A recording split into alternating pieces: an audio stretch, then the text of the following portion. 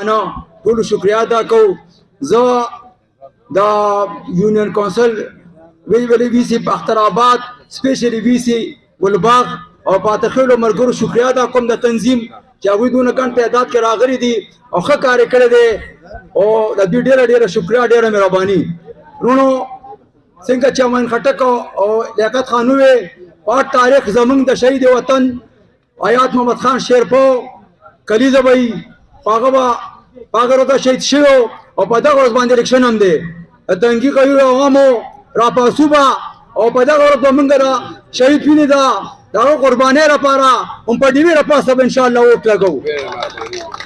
څنګه چې مخکې د تنګیوالو مشر خان سره به مینه کوله آیات خان سره سکندر خان سره نو زه وروڼو دا شان به راپاسو کور په کور به ګرځو او د خپل مشرانو لپاره انشاءالله دا کوو. دا کریډټ یوازې د یو کس ته نه ځي زمونږ ورورولي ده زمونږ دا پارټي چې دا یو قسم د ورورولۍ ده ټول ملګري په شریکه ګرځو. څنګه چې مخکې زمونږ مشران الله یې ټول وبخښي چې په تنګي کې به وو نو زمونږ ښه ټیک ټاک پروګرام روان و داسې به بیا انشاءالله یو کېږو کوڅه په کوڅه